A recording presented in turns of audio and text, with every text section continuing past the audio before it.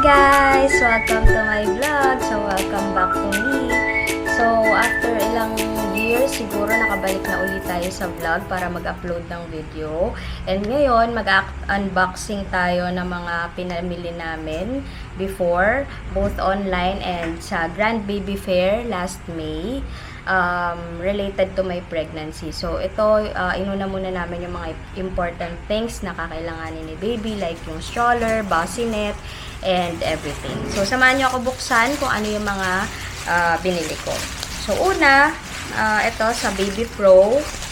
Online ko siya binili. Actually, last week lang to binili, pero nakalimutan ko na kung ano to. Hindi pa namin nabubuksan. So, ayan. Baby Vision Stimulus Cards. Ayan. So, ito ay makakatulong sa development ni baby pagkalabas niya. 0 to 3 months old. So, it helps sa visual niya para madali siyang maka-adapt sa environment. So, yun. Next is, tingnan natin kung ano ito. Yung hirap buksan. Yes. Binili ko rin online. Ewan ko lang kung naririnig nyo ko ngayon. Sana hindi mahina yung audio. But anyway, isa nga pala sa binili ko guys is itong music owl na nilalagay lang dito sa tummy ko. So every night pinapatugtog ko to para alam mo yon, mahimbing din yung tulog ni baby and mahimbing din yung tulog ni mommy, and at the same time nakakatulong naman to sa kanilang brain development. Ayan. And then, ito naman, saan natin to? By the way guys, nandito nga pala ako ngayon sa aming bahay ni Steve. So, kami lang dito. And since wala kaming pasok, ayan, unboxing kami ngayon ng mga pinamili namin. So, ito yung next kong binili. I'm not sure kung ano to. Siguro storage box to. Ano yung kinakain mo? Ayan. Storage box to ng mga, alam mo yun, mga tissue, mga cotton balls. Yan, kakailanganin ko eventually. So, cute. Diba? And then, next, ang hinahanap ko kasi guys, yung unan. Yun talaga yung kaya ako nag-unboxing kasi gusto ko makita ninyo yung pillow na ginagamit pag pregnant. Anyway, may idea naman siguro kayo kung anong itsura nun, but wala lang, gusto ko lang makita ninyo. Ito pa yung isang container yan na pwedeng paglagyan ng mga cotton balls and tissue para kay baby. Okay?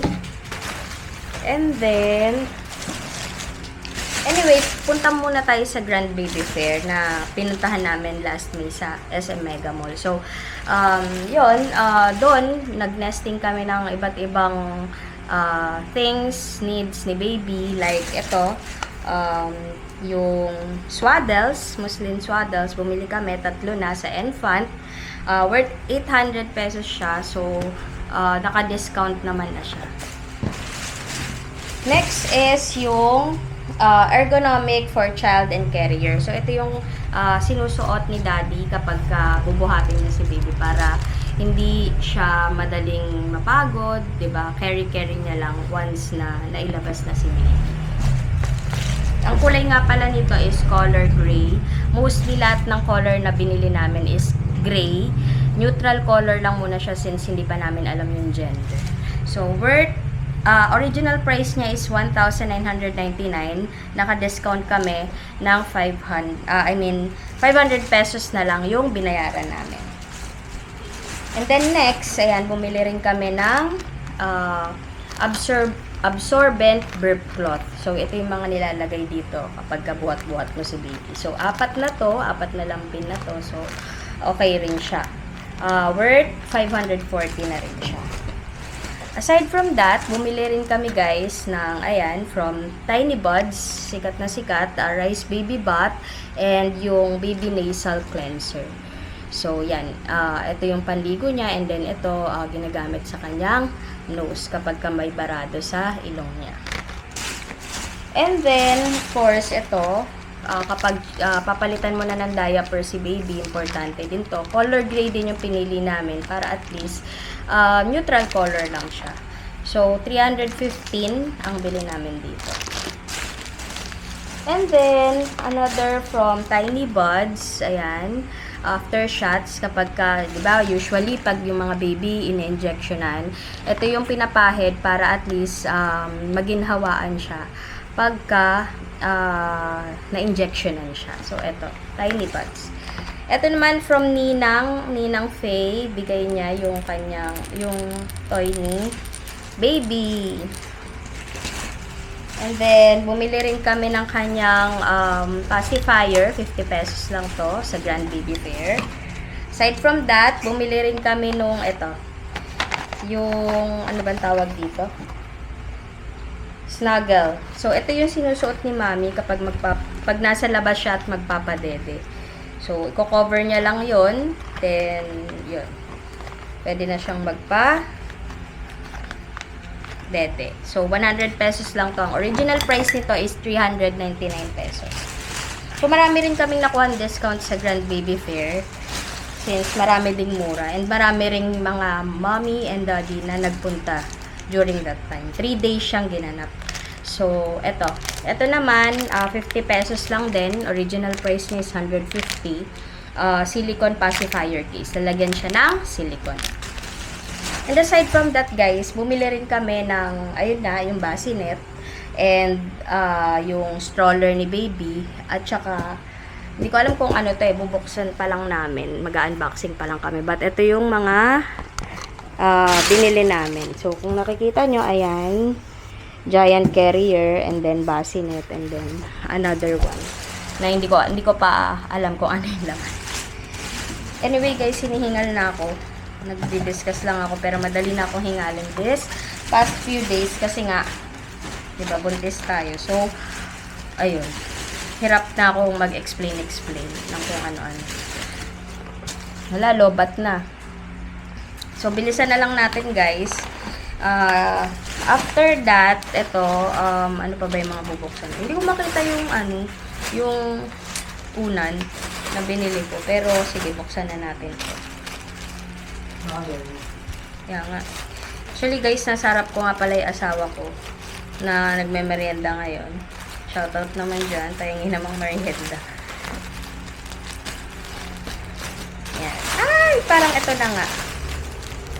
Ito na, guys. Color grading yung napili kong pillow. So, ito. Yan.